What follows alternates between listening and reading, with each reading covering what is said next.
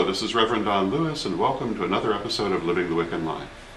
In this episode, I'm very pleased to bring you my recent interview with Circle Minister, Hospice Chaplain, and Certified Death Midwife, Nora Cedarwind Young, who will speak to us about her ministry and the importance of good end-of-life care for pagans. I'm sure you'll enjoy this interview.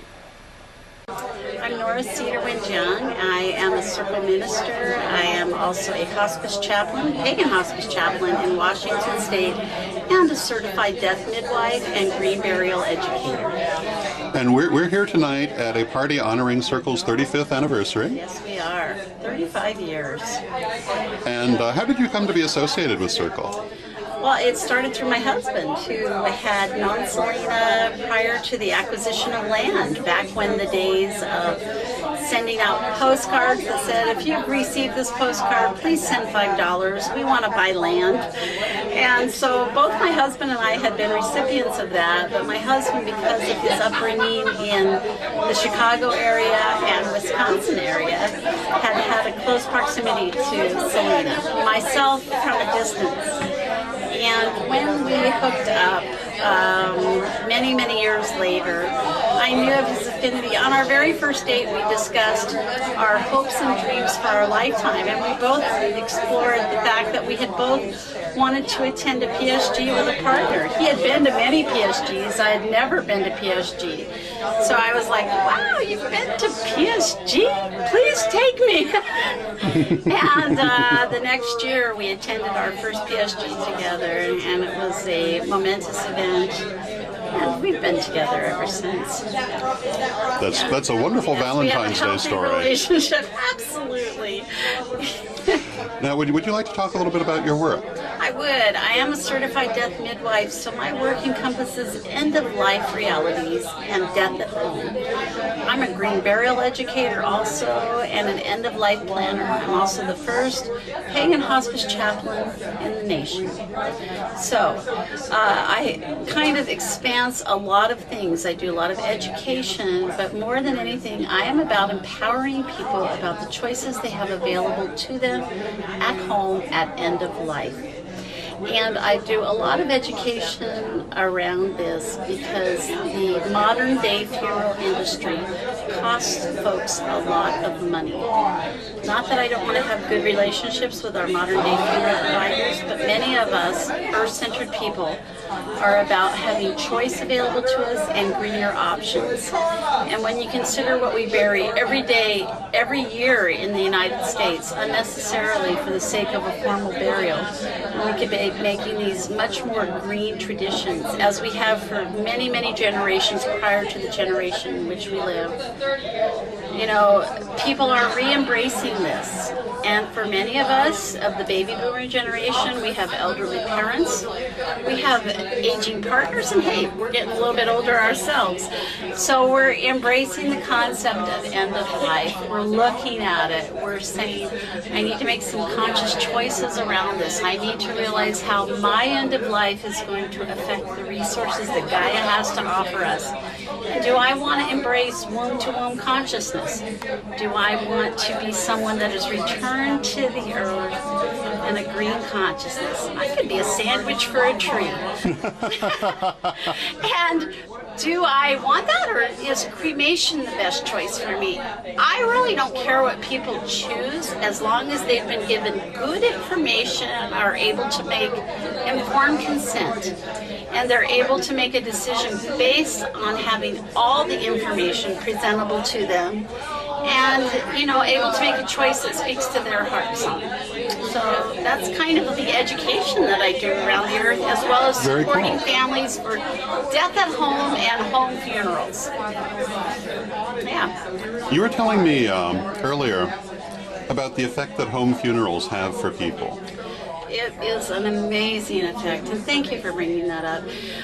In our modern day funeral culture, we have, you know, when someone dies, their body is removed from the home or wherever it is that they died.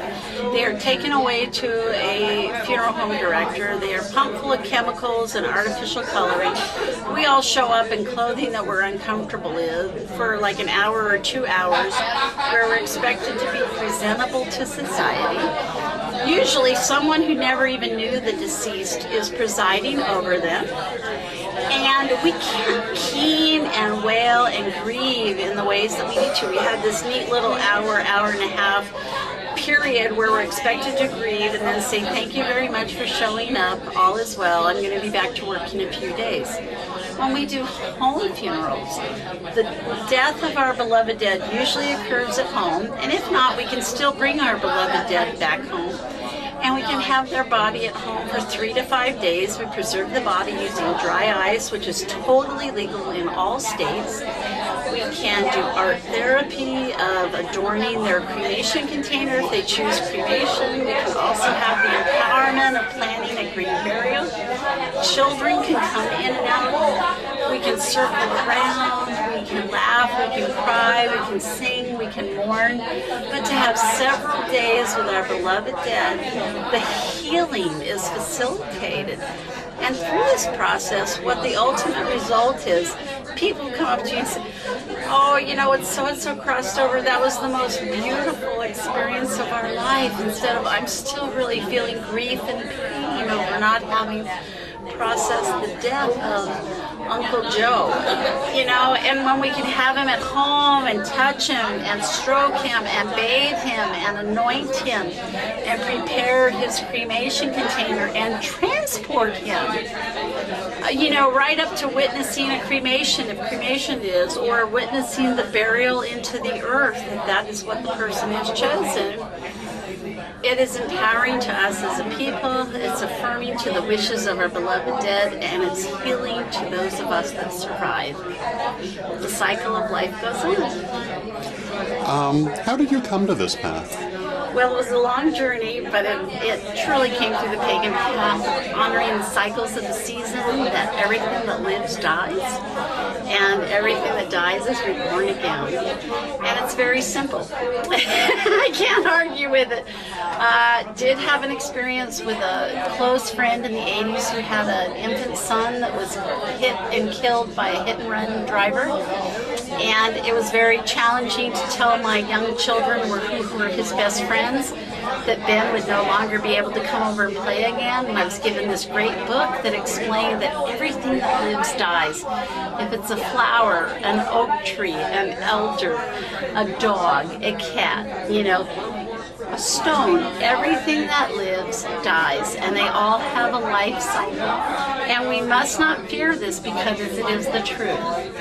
What my calling from the gods has been is to speak to people and say, let's have a conversation. Let's talk about the inevitable. Death and taxes, they're sure things. We know they're going to happen, but let's talk about it, because the sooner we talk about it, the sooner we can prepare, the sooner we can take the workload off of those we leave behind to have to do this type of work.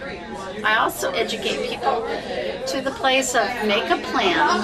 There's 6 essential documents that every person should have prepared for end of life. And if you go to my website, www.thresholdsoflife.org, which is my personal website, on there you'll see the 6 essential documents that every person should have prepared. I also teach that you should have a date, and I suggest Samhain, since we're talking about death and dying at that time, where you pull these documents out and look at what has changed over the year. Has a spouse left you? Has a minor child become an adult? Has your employment changed? Has an elder left your community? All of these, you know, has your employment changed? Has your financial, all of these things into your final paperwork. So we need to have our documents in order, and then we also need to have a review process where every year we're reviewing these documents to see that they are current. And this is out of respect for our community. Well, thank you very much. You are so welcome. And I hope you enjoy the rest of this lovely party. And I shall indeed. Thank you for taking time to speak with me. Thank you for taking time to speak with me. Blessed be. Blessed be. Thank you. I hope that you enjoyed this interview and that you'll join us again next time for more of Living the Wiccan Life. Until then, may you blessed be.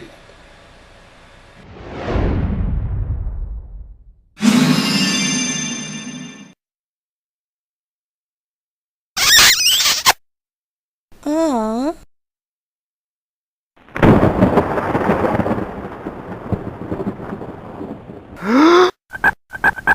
Hey. Aha.